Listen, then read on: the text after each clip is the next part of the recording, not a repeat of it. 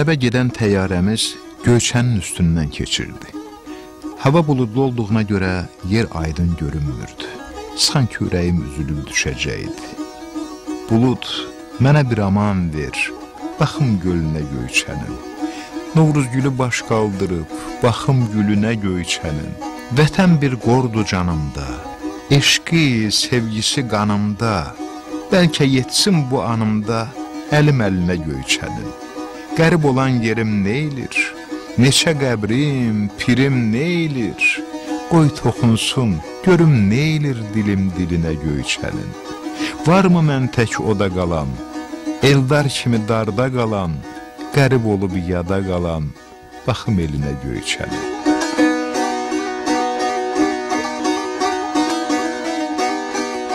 Göyçə çox qədimdir. Azərbaycan torpağının ən gözəl mədəni bölgələrindən biri olub tarixən.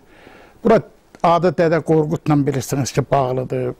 Buraya Şah İsmail Xətai buraya yeriş eləyib. Nadir Şah Əfşar buraya yeriş eləyib. Hətta Əmir Teymur Basar Keçər olub və Basar Keçər adı Teymurləngin dövründən qalıb. Bundan əlavə Orta Asiyadan bu bölgələrə türklərin axını olubdur.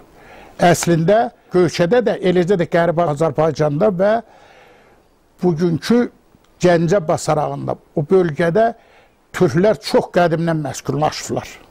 Bizim eramızdan əvvəl. Ona görə də sonradan gələn türklər burada öz qardaşlarının yanına gəlib məskunlaşıblar.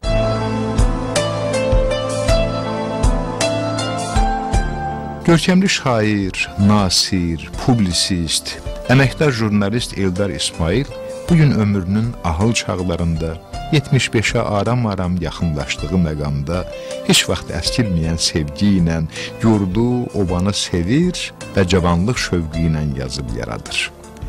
Bu iki ali məqam onunla qoşa yaşayır.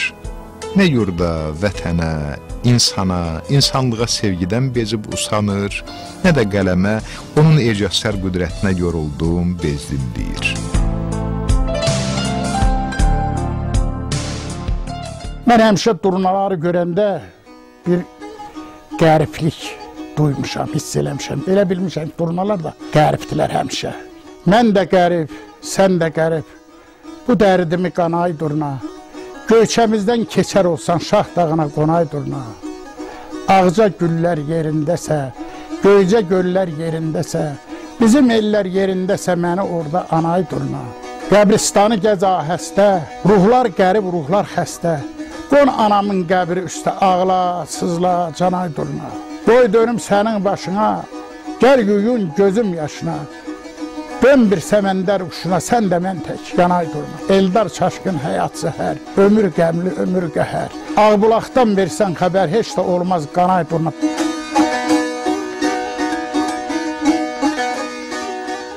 Mən onu şair kimi qəbul edirəm. Çox görkəmli şairdir, səmimidir. Ondan sonrasına vətən canlıdır. Bu çox ləyaqlı bir insandır. Özü də dağlar oğludur. Dağlar kimi safdır, dupdurudur, tərtəmizdir. Bunu onun şeirlərində də görmək olur. Onun bütün hərəkətində, davranışında. Bir də Eldar İsmail ona görə xoşbaxtdır ki, Göycə mahalının Ağılbulaq kəndindəndir. Maraqlı, çox axar-baxarlı bir kənddir. Təkcə o yox, bütün Azərbaycan xalqı fəxr eləyir ki, bu torpağın aşıq alısı var. Aşıq ələskəri var. Bu da xoşbaxtdır ki, Eldar İsmail belə bir torpaqdır.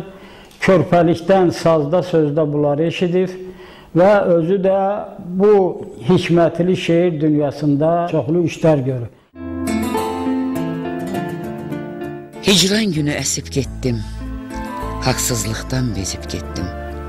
Bulud, səndən küsüb getdim, yellər Allah amanadı. Belə uçuş pərən olmaz, bu karvanı sürən olmaz, sizi mənsiz dərən olmaz, güllər Allah amanadı. Dalğaları incik düşən, qırçınları itik düşən, sonaları perik düşən, çöllər Allah amanadı. Eldar İsmail'in Allah amanatı şeirindəki yanğı tüstümü təpəmdən çıxardı. Bu adi şeir deyil, ata-baba yurdundan, isti ocağından qovulan zavallı didərginlərin torpaq həsrətinə niskilli bir ağıdır.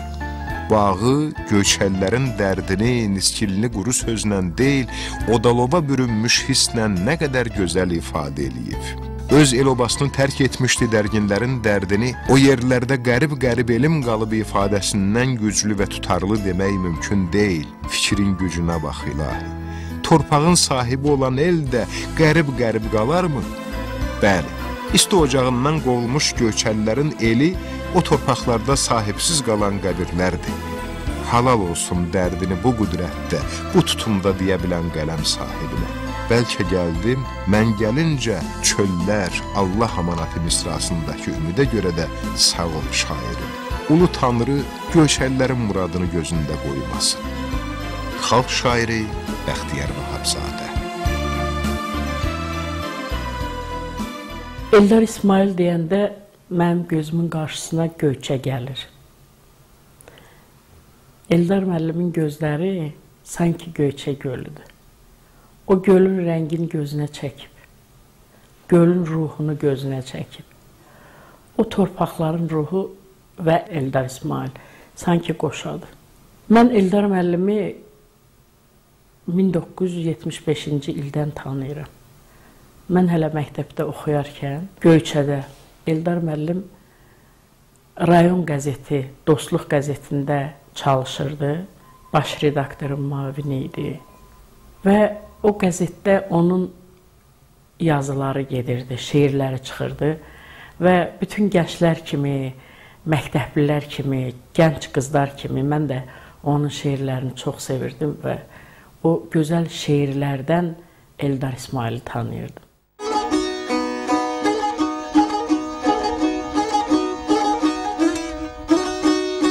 Ulu Göyçə, bir qopuzun tufanı, çənli beldən qovub tökər dumanı.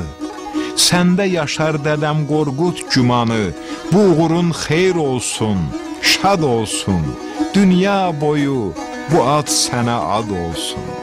Ulu Göyçə, dünya qoca, sən qoca, sən dağ üstə, səndən yalnız göy uca. Bu yer üzü bir otaqdır, sən baca, bu bacadan kainata bax hələ, bir əl uzat, ulduzları çəngələ. Ulu Göyçə, sazın sözün qaynağı, şəhd-i şəkər, ağ kilsənin torpağı, bir aləmdir Al-Məmməddi ocağı.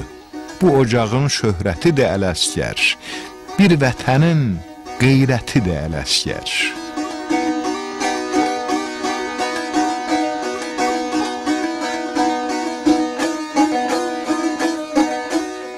Eldar müəllimin əsərləri həm bütöv Azərbaycanı xarakterizə eləyir, həm də doğulduğu, böyüdüyü Qərbi Azərbaycanın bir parçası olan Göyçə mahalını və bütövlükdə Qərbi Azərbaycanı əhatə eləyir. Nəfəs aldığı, suyunu içdiyini, dağlarında gəzdiyi həmin yurdu Eldar İsmail yaradıcılığında həm əbədiləşdirdi, həm bədiləşdirdi. Əbədiləşdirmə və bədiləşdirmək bir-biri ilə üzvü şəkildə bağlı olsa da, tarixi həqiqətlərə bədi don geydirərək tarixin yaddaşına çevirdi. Biz Mağaraxanada dəfələrlə olmuşuq. Mənim əziz dostum Akif müəllimin buradakı evində, bu həyətində bu mənzərəli bir yerdir. Burada biz dəfələrlə çəkiliş eləmişik. Allah buranı şen eləsin. Biz yenə də buraya ona görə gəlmişik ki, bizim Göyçəni buradan xatırlayaq. Həm də bu yerin mənzərəsi bizim tərəflərdə, daha çox Qaraqonlu dərəsində Əmir Xeyri, Bəryabadı xatırladır. Meşələri, oradakı meşələri xatırladır.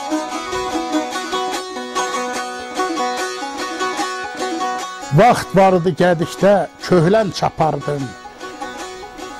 Yarğan dərələrdə ocaq çatardım. Daşdan balınç qoyub dağda yatardım. Dağlarsız yaşaya bilmirəm daha.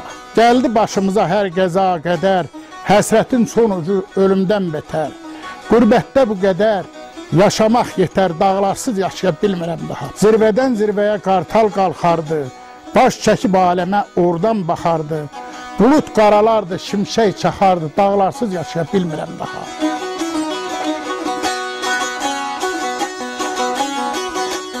Kaftar dünya tən gəlmədi ölçümə, özüm dönüb qarğamışam köçümə, öz dərdimi qabqarmışam içimə, dağlarsız yaşaya bilmirəm daha.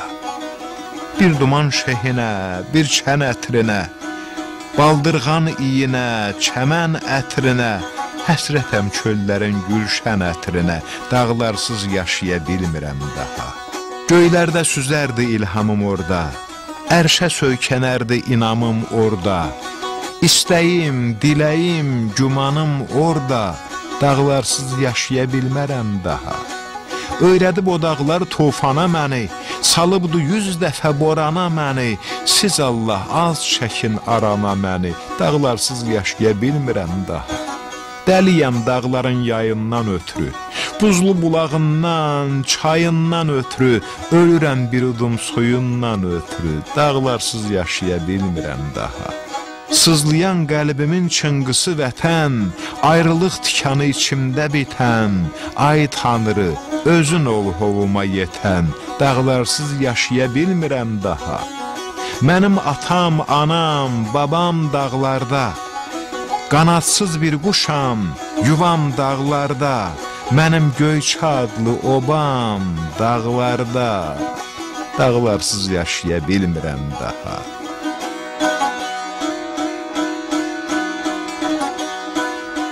Bugün məndən soruşsalar ki, əsl Göyçəli kimdir? Mən düşünmədən deyərəm ki, birinci yerdə Eldar İsmail dayanır.